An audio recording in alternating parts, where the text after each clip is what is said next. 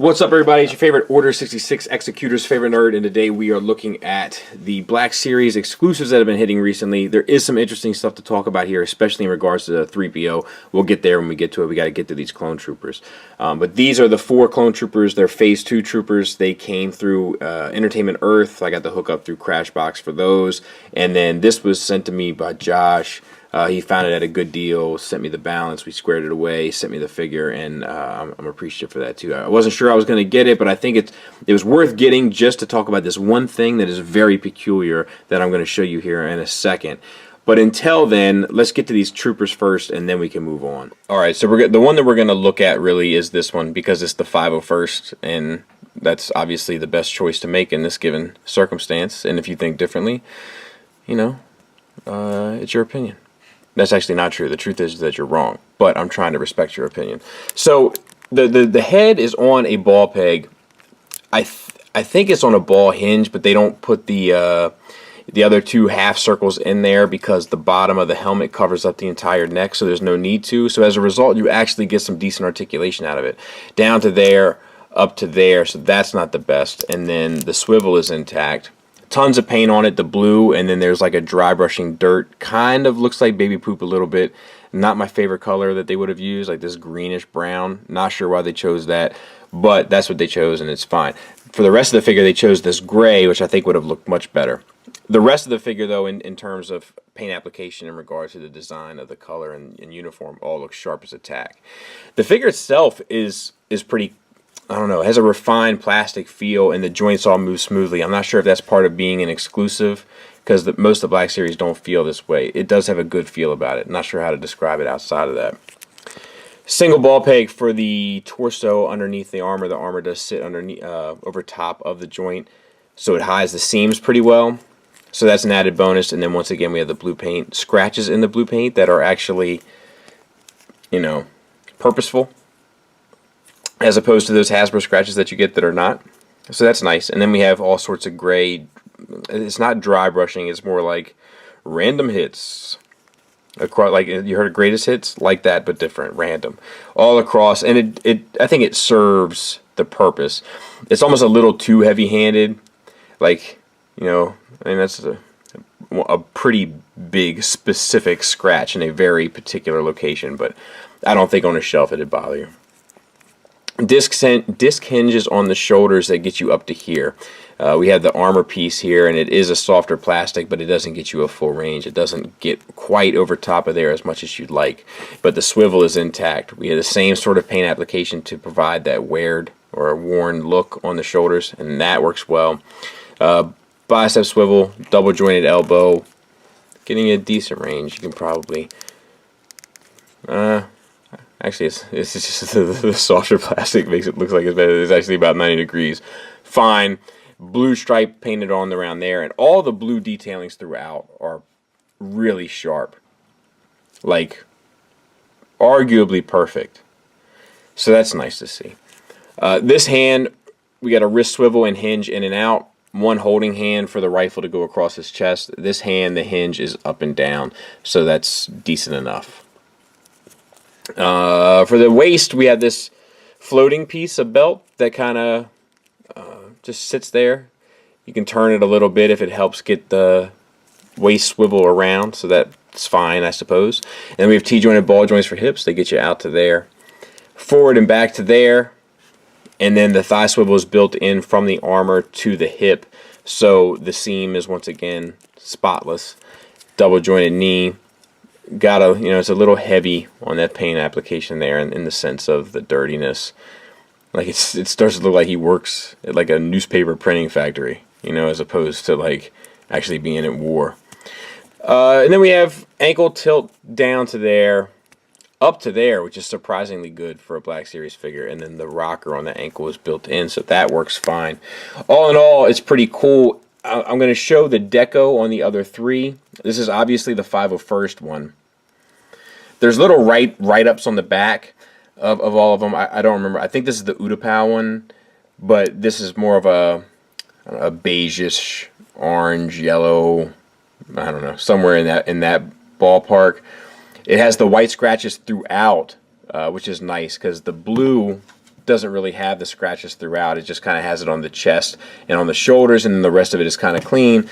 This has it throughout, and this paint deco application-wise is identical to this one, which is that foresty. Maybe it was a Kashik that they used this. I can't recall, but I was gonna see if. No, they're all different, so all the scratches and stuff are random, so that's nice. But deco-wise, it's the same. So you get 2 of these deco-wise that are identical, and then obviously the 501st, and then the last one you get is the Shock Trooper, which is nice to get. It makes you want to get a second one, but I'm not behind a whole another set of these just to get a second Shock Trooper to stick behind an Emperor. But it does look good, and there's a lot more paint application that's a lot more fine-tuned on this guy as opposed to this guy. This one's about in the same ballpark, but like all those red stripes across the helmet there are really clean. It's really quite well done. He also comes with the long rifle. No, nothing to write home about in terms of paint. It's just the black single cast, but a little bit of a variety in terms of weaponry. And then the only thing that you can really compare it to is the the SH Figuarts one. Obviously, the SH Figuarts one, in terms of being effective, it knocks these things out of the water. But I want you to just take a look at them all together. So there they are together, and what I want to point out is that it's obvious when you see them together that like there's certain things that are more accurate. Like his helmet is more accurate in terms of the sculpt of it, like the way that it indents more. These are a little bit more wider. As a result, these end up looking bigger. The frames of these are bigger in general, but they're not that far off height-wise. And I think depending on how you have these guys placed on your shelves, and more decos of this are coming because it's a way to squeeze out a buck. But in terms of how you have these guys on the shelf, I think that they'll integrate fine as long as you're smart about how you place them on there.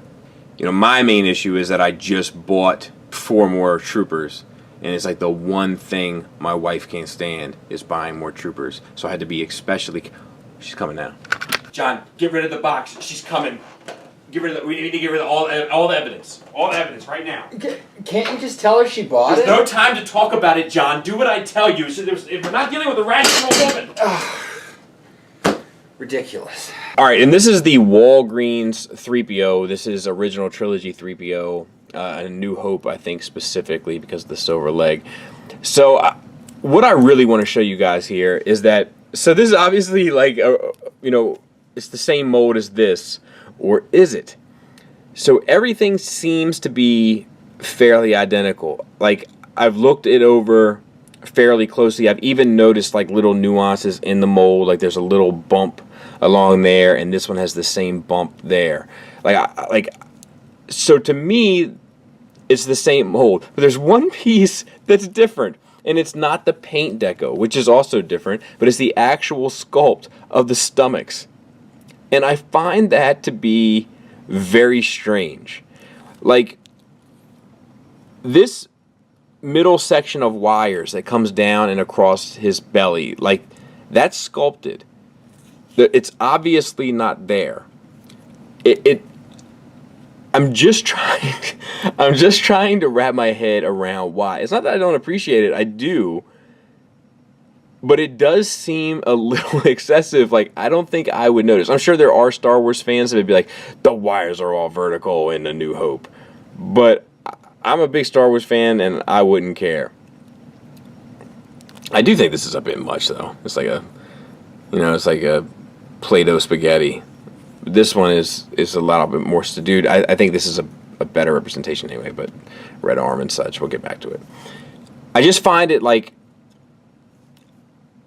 very bizarre that they would have this one unique piece that's not even like it's part of the pelvis.